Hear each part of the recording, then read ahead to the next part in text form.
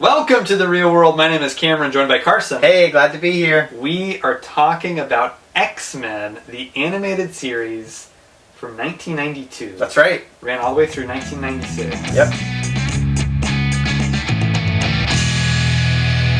X-Men 97 is dropping. On Disney Plus. And so we had to review the show.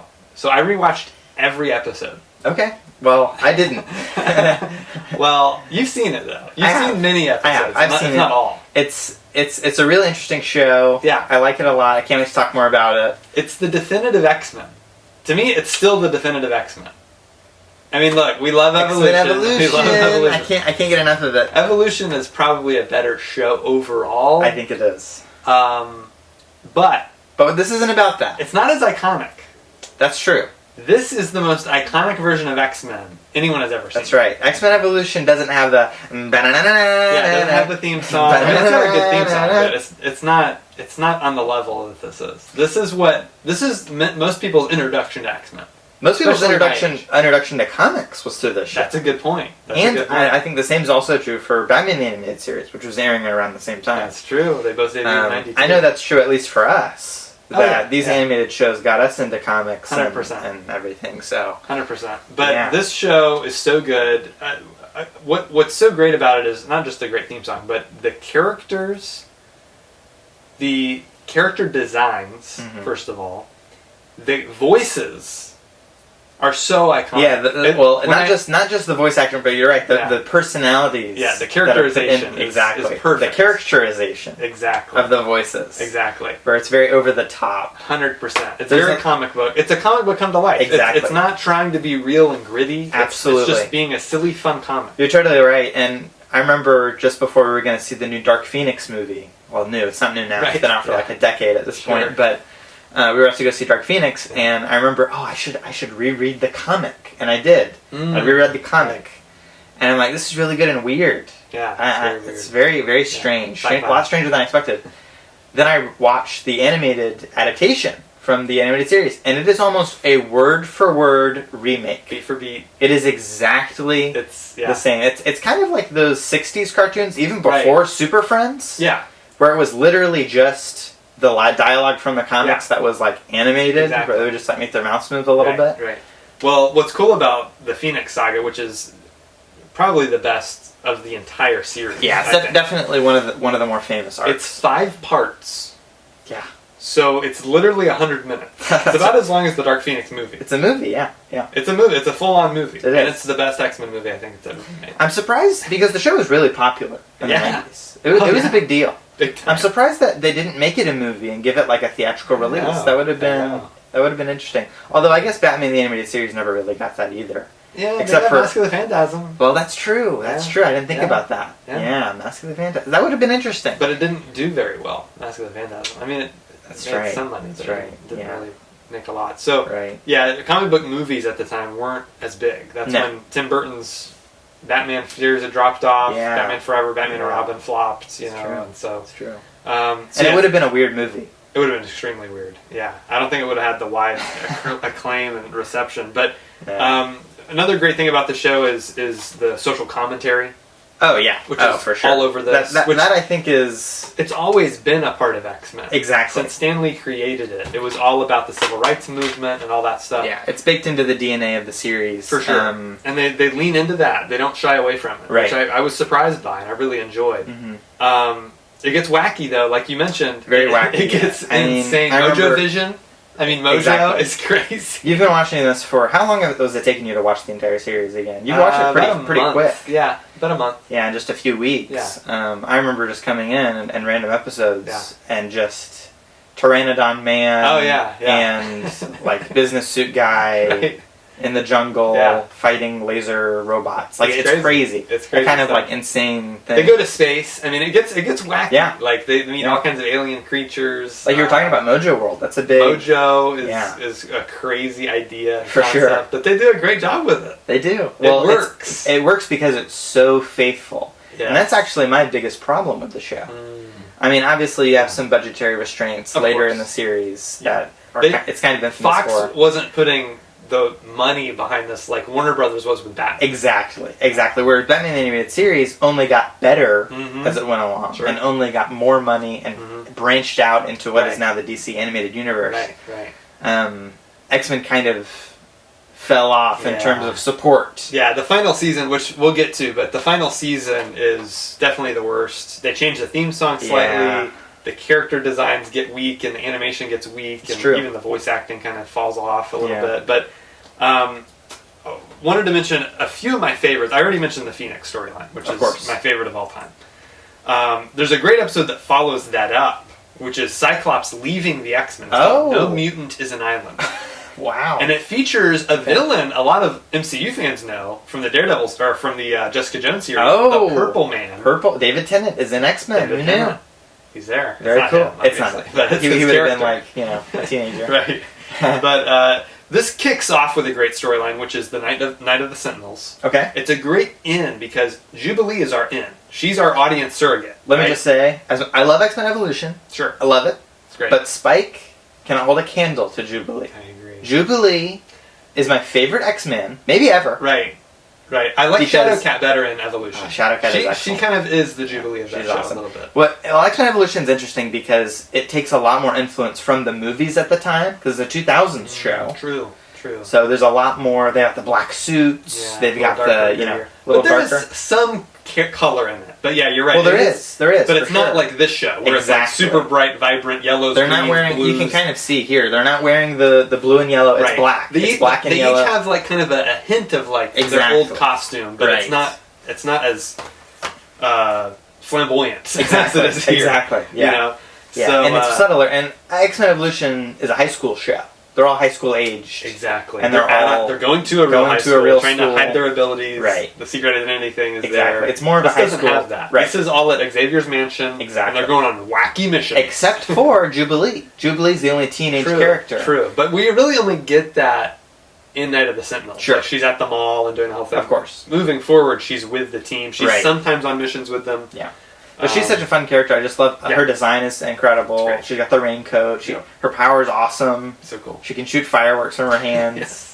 Yes. She's just a very spunky, very 90s kid. 100%. And I love that her enthusiasm kind of carries. As she's an audience, freaking out at everything. Exactly. As an audience surrogate, it really works really well and helps elevate the characters surrounding her. Yeah. And makes them seem more incredible and more mythological. And something that the movies took from this is the team is already established. Right. It's kind of like, in the movies it's Rogue. Like, she joins the world and she's like figuring all this out. Her and Wolverine. And that's kind of what this does. The team's already there. They come in and rescue Jubilee. And honestly, I think that's the blueprint going forward for the MCU. Is look, that could be a cool way to do it. We've seen X-Men Origins, we've seen First Class, which is great. First Class is great. But just give us an X-Men. We're just ready for it. Sure. Just drop us right in. You don't need a full-on I think with the success of X-Men 97, because it's going to be a big hit, I think so. Mark my words. It's going to be a big deal. Yeah. A lot of people are going to love it. Right. I think that from the success of that series, and coupled with the success of Deadpool 3, we will X-Men probably... are back, baby. They're back. In a big way. Yeah. 2024 is the year of the X-Men. I think so. Yeah. I think we'll get a fully fledged X-Men in the MCU. I don't think we'll have to see their origins or anything. Now, Scarlet Witch could be connected. Sure. She's in the show. Because I recently rewatched WandaVision. Okay. And what a great show, by the way. WandaVision. One of the best. I mean... It's probably the best MCU show. So cool. That and Hawkeye. So cool. I just skipped all the sword scenes because they're lazy and boring.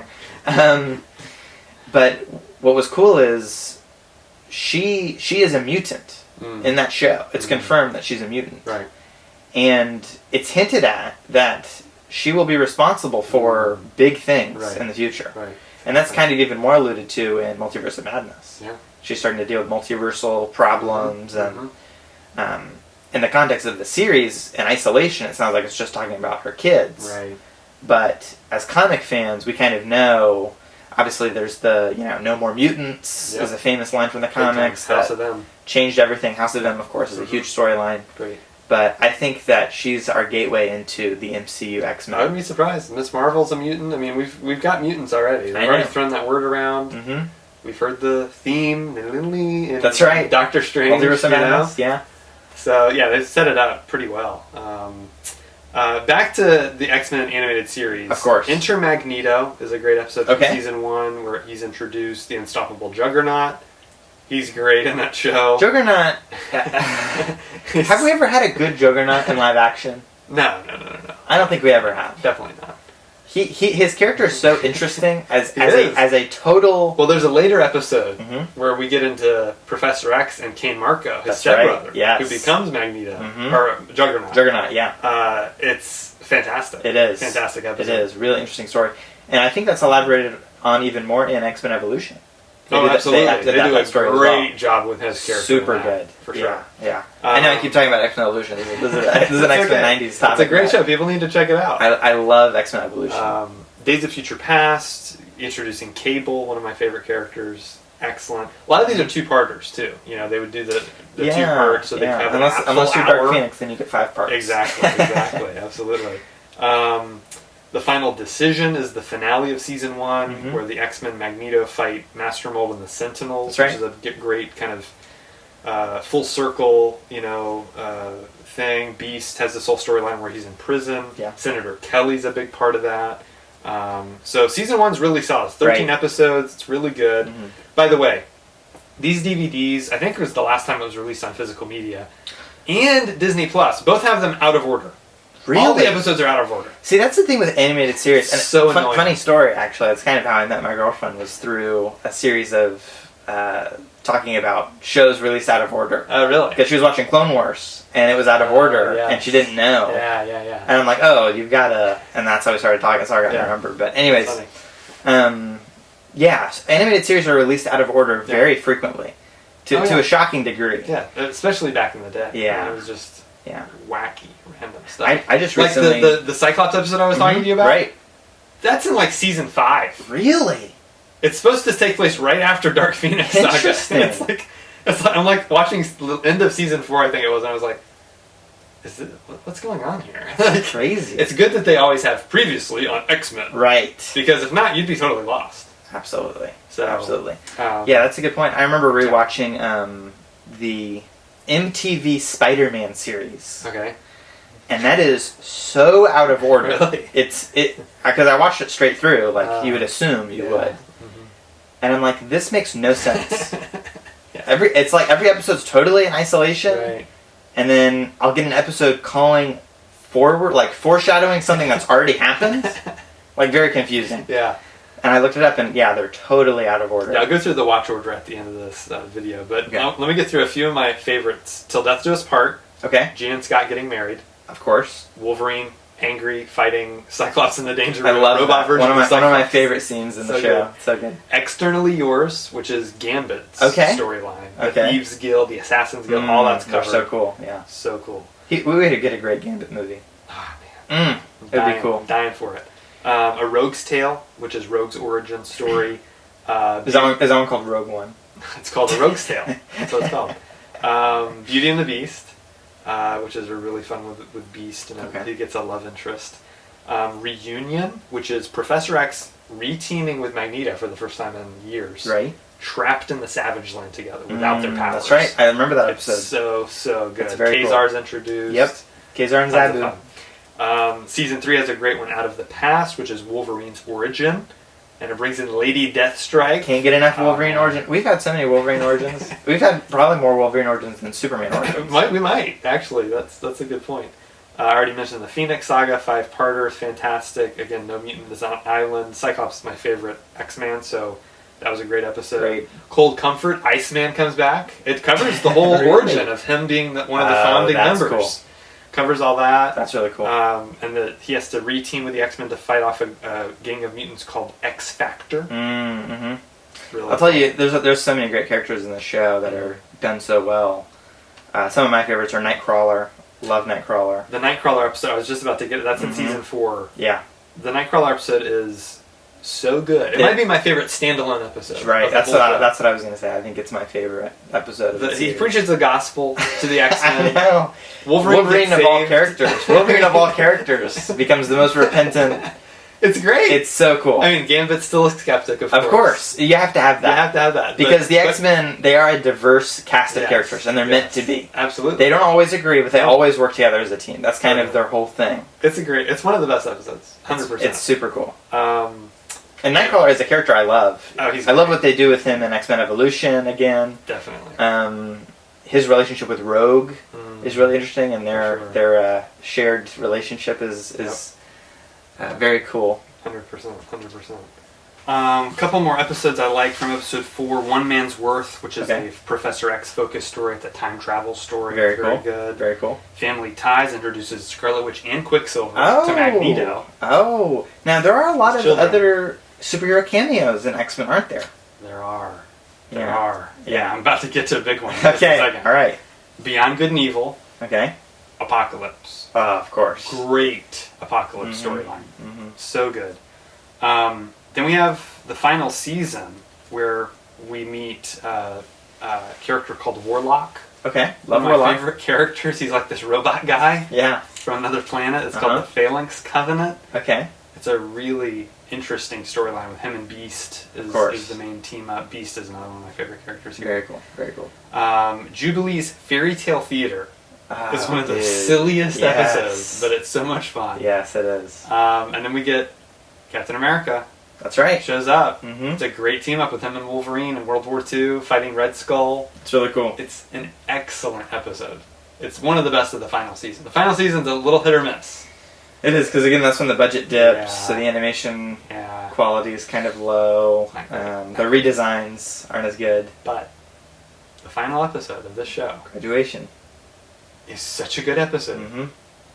Graduation Day, it's like it all comes together in an emotional way. It's not a big action episode. It is. You're right. It's a very quaint episode. It's very character centric. Right. It's like they knew they were ending the show. They were like, you know what, this was a great show. Even though we don't have any money. Yeah, exactly. We want to make the ending impactful for the fans. Right. And it's like every character gets their moment with Professor X. And that's it. And it's over. And Professor X is dead. I mean, for all intents and purposes. Sure. He goes away with Lilandra of the Shi'ar Empire. That's right. Of course, as one does. You know. And just another day in the mansion, I guess. And he's in space. Yes. They don't know if they'll ever see him again because he's on the verge of death. And she's going to go try to work her alien magic and help him out. I'm curious to see if the Shi'ar Empire will play any kind of role in X-Men 97. I have no doubt they will. Oh, you think they will? I'm pretty sure. Okay. I don't think you end the show like that and call your show X-Men 97 without I think continuing that in some way. I think the final episode will be like Professor X is back and he can walk now. That's my guess. Oh, really? That's my guess. Yeah. Wow. That's a big prediction. Yeah.